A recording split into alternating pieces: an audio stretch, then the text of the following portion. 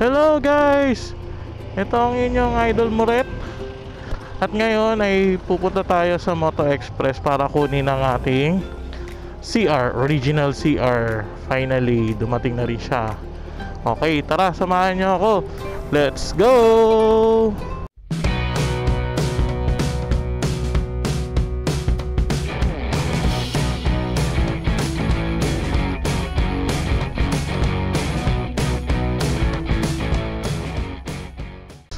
After for how many months, though binigay naman na nila yung photo, yung scan copy ng CR ko, pero iba pa rin syempre yung original. So ito, kukunin na natin siya finally. Siguro mga magti 3 months na rin, malapit na, going to 3 months na yung yung pag-process sa kanilang documents.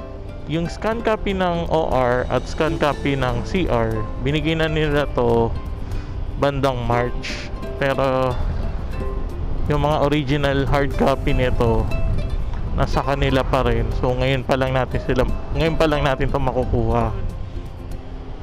Based naman sa experience ko kada Moto Express, approachable naman sila in case may mga queries kayo. Sumasagot naman sila. Yan, follow up ng mga CR, OR, yan, OR, CR ng motor. Masagot naman sila. So yun lang, talagang kung medyo nagmamadali kayo, hindi ko recommend si Moto Express dahil sinagad nila yung yung pinasign sa inyo na affidavit na 3 months process ang gagawin nila. So unlike I said before kay Moto Express, dun nga sa una kong motor, ang experience ko dun is 1.5 months. Nakuha ko na yung mga documents. Pero kay Moto Express, pag gusto mong magmadali, hindi ko siya recommended. So approachable naman sila, pero yun nga, yung pag-process hindi maganda, matagal.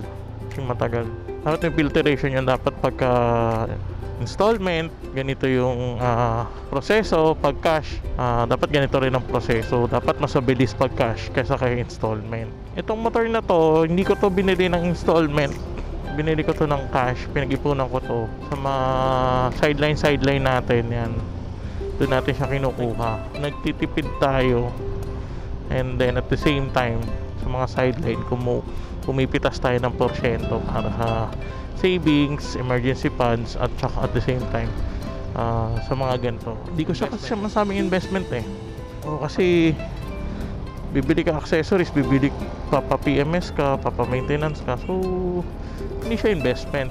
Sa motor, sasakyan, yan, hindi yan investment. One set, hindi yan needs. Depende sa pangangailangan mo. Iba naman kasi tayo na mindset. So for me, this is not an investment, this is not a needs, this is only a want. Yung needs kasi talagang hindi ka pwedeng mabuhay nung wala to Yan. Ito kasi kahit pala ka nito, may alternative ka, may sasakyan ka, kaso yun nga, ang lakas kasi sa gas. Kung ngayon, punta ka lang ng ganito, mga 10 kilometers away lang or 15 kilometers away lang. So 7-seater yung dala mo, tapos mahal sa gas. So kaya nag-decide akong bumili nito kasi before kasi meron pa akong isang sasakyan, yun si Samsam, Nissan Almera natin. Yun yung unang sasakyan. So binenta na natin siya dahil ang daming sasakyan, hindi ko kaya. So nag-decide tayo benta, and then nung nare-realize ko na parang mas magastos pagka yung 7-seater lagi dala mo, punta ka lang naman dito or mag-grocery ka lang. So nag-decide ako na magmotor, mali ulit motor. Pero pandito lang talaga. Hindi ko siya, kung gagamitin mo siya malayuan, siguro yung may mga kasama, yung alam ko yung lugar, yung mga ganon. Pero yung sasabihin mo na daling ko to Maynila, hindi naman sa Kami kasi nanghuli sa Maynila, lalo mga motor ang tina-target So hassle, syempre, diba? Hassle yun. Titikitan ka, kukunin lisensya mo, tutubusin mo pa doon sa Maynila. So hassle yun. Kasi pag Maynila na kasi yung area na pinupuntahan ko, actually dinadala ko kahit mag-isa lang ako, okay lang yun. Kasi ang ginagawa ko, more on expressway yung daan ko.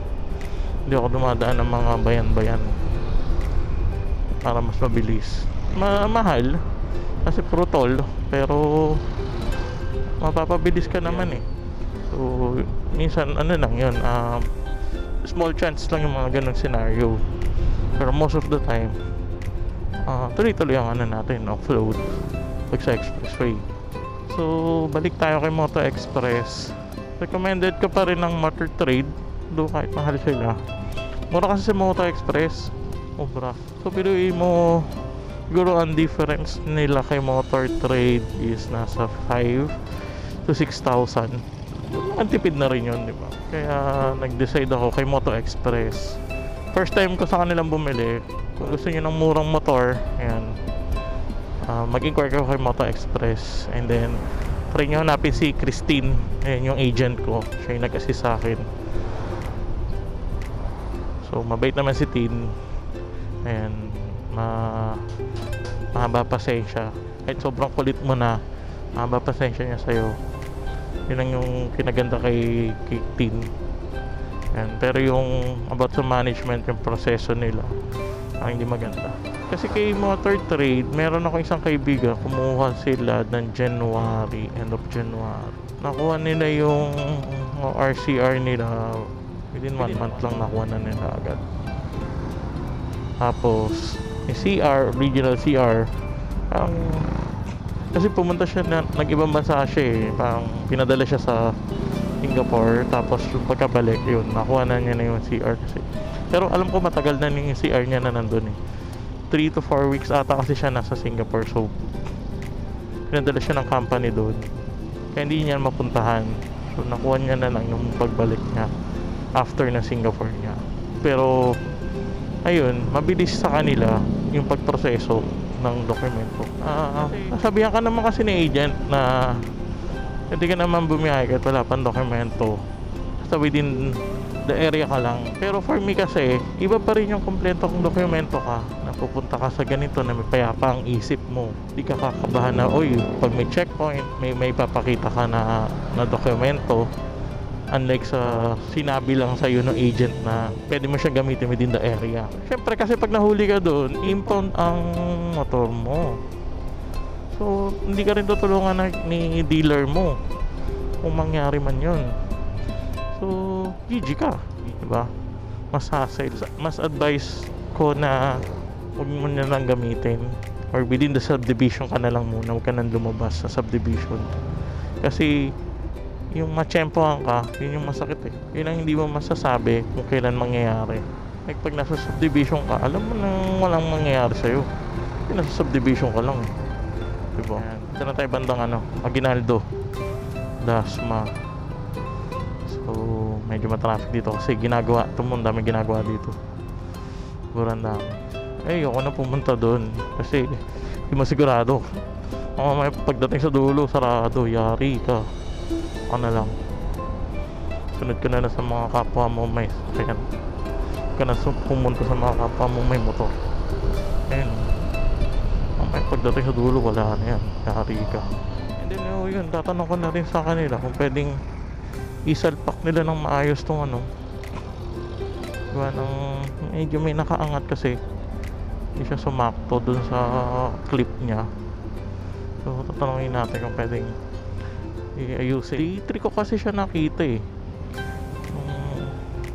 Magde-decide akong bumili ng mating, kung siya nakita eh, tinaray ko doon sa pinag-PMS-an ko dito, may Honda. Ang inaano sa akin is kung saan ko na lang to binili. Eh since sa kanila ko to binili, kuha natin. Ayun, pag di talaga hindi ibang mekaniko ko napapaano, nagana lang siya umangat, wala sa pagkakagat ng clip. Hindi muna tayo maglalalamog ngayon guys kasi may pasok ko mamaya. Talagang ang aim lang natin ngayon is makuha yung mga documents sa kanila, yung ORCR, original ORCR. Ngayon guys, medyo malapit-lapit na tayo, 3 kilometers na lang. By the way guys, kung bandang Cavite kayo, ayan, at plano yung bumili ng Toyota cars, ayan, meron tayong kilalang agent dyan, Toyota Dasma. Napakabait niya. Talagang natantanong mo, sasagutin ka naman niya. Bibigyan ka naman nila ng ng mga options. Kung may promo, sasabihan ka nila.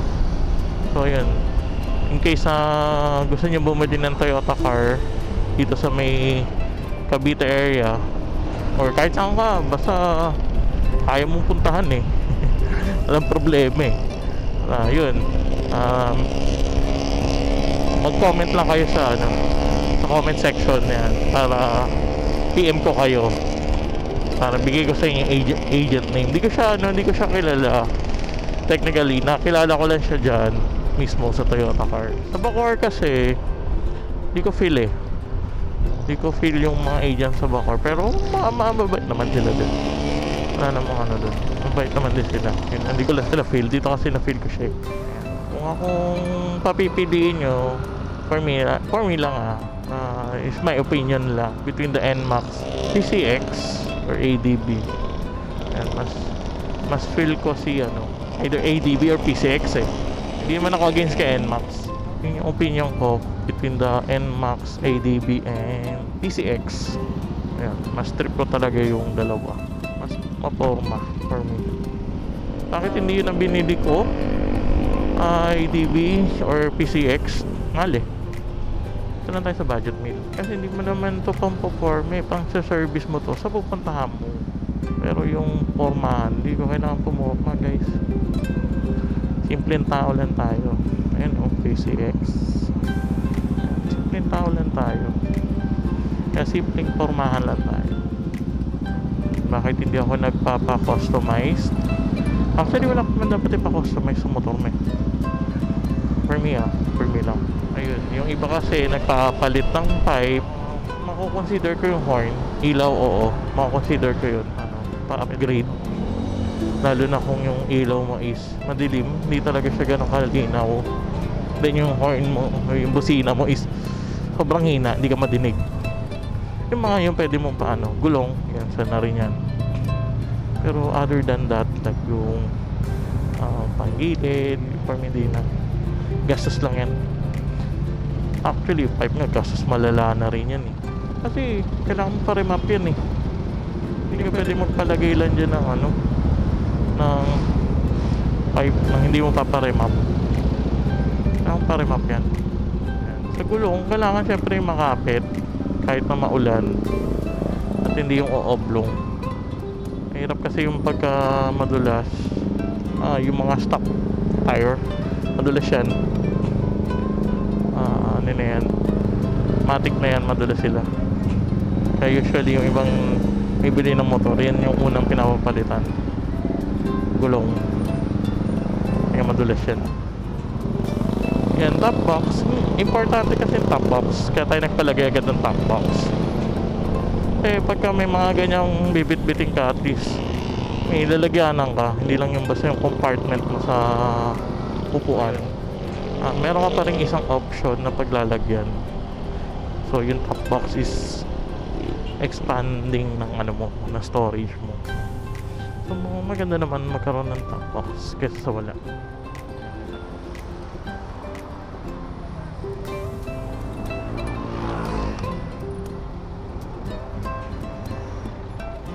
Ayan guys, nandito na tayo sa Moto Express. So renovation kasi sila i-renovate daw sila sa Paliparan. So nandito sila ngayon bandang Aguinaldo, San Agustin. So yan, tara, punta na natin si Tin. Ngayon, tara guys, pasok tayo. Ayun guys, mali tayo na napuntahan.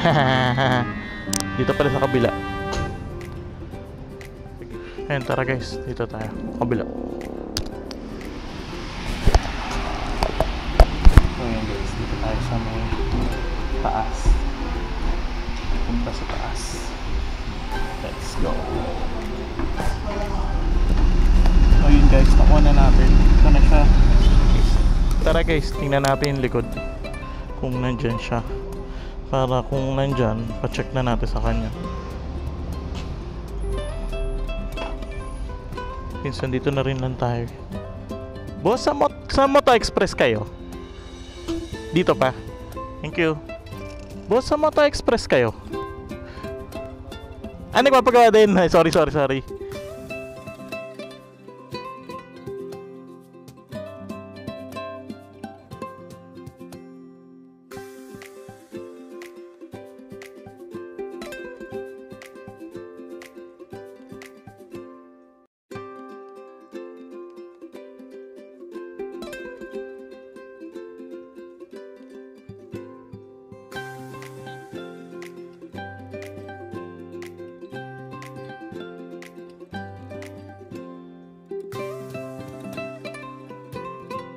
A few moments later. Anong oras na? Wala pa eh.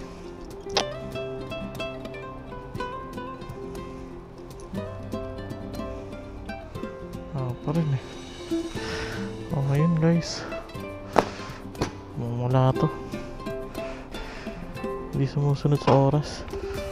Kaya nga tayo pumunta ng after lunch para tapos sa lunch break nila. Malala talaga dito guys. Buti na lang nakuha ko ni CR ko. Kaya sa kalis, iba ko na lang ito paggawa. Miss, tatanong ko lang, hanggang ano oras ba lunch break nila? Depende, 1 hour yun, sir. Depende kasi kapag late na siya doon. 1 hour? Nanto. Kasi meron din pang isa doon. Meron pa din po kasi isa doon. Pinababalik sila ng 1 o'clock.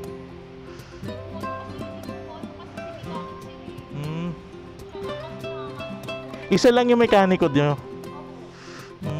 Isa lang mekaniko nila eh. Malala to. Wawa yung isa dun oh. Anyway guys, huwag talaga kayong bibili dito. Kuhain yung sakit ng ulo. Sana hindi lahat ng Moto Express is ganito. Kaliparan, dasma. Not recommended talaga. Malala. Yun yung sinasabi ko guys. Pag bibili kayo, make it sure yung after sale is maayos. Maganda. Hindi lang basta nakabenta and then suddenly, bye bye. Mostly kasi ganyan ng mga yan. After sale, iwanan ka na, walang pakialam sa'yo. Sa mga nakabili ng motor dyan sa Moto Express, comment ka naman kung ano yung mga na-experience nyo. Hindi talaga maganda ang naging experience ko na sa Moto Express. So, kung before, nako-consider ko sila, mga nasa, ang rating is 5 is the highest, 1 is the lowest. Ngayon talaga literal, wala, malala. Birihin mo pati service area nila ganun kalala abroad. Tapos kung titingnan mo, pababalikin mo ng 1 ka magla-lunch, ano yun? Diba? Ba't ka magpapabalik ng 1 kung magla-lunch ka pa lang ng 1? Walang pakialam sa oras yan, in short. Yun ang magandang term. Wala silang pake sa oras ng iba at oras ng kumpanya nila. Malala kasi biruin mo, pabalikin ka ng 1 past 1 na, mag 2 o'clock na. Wawa sila buntis pa naman si ate. Wawa si ate dun eh. Init pa naman. Init dun, kaya umalis na ako. Ang wala kang ventilation. So ayun guys, yun yung na-experience sa ating Moto Express. That's why hindi ko talaga siya nire-recommend na motor dealer. Mura sila pero mapapamura ka rin sa serbisyo talaga. Ang bihira yun. Bakit ganun yung ginawa nila sa tao? Kasi magbabayad naman siguro yung tao, diba? Bayad naman siguro sila, pero yung lokohin ka na, pabalikin ka ng ganitong oras pero di ka naman babalik ng ganong oras, diba? Loko, ayun. So ayun guys, tara mo, iba na tayo. Balik na lang tayo siguro sa Mother Day pagka free tayo ulit. So yun guys, yung kanilang ORCR ngayon is napakalaki. Isang buwan paper talaga. So do ganun naman yung na-receive natin nung scan copy ng OR saka ng CR. Lalalan talaga, lala ngayon sa Pilipinas. So yun na guys, hanggang dito na lang.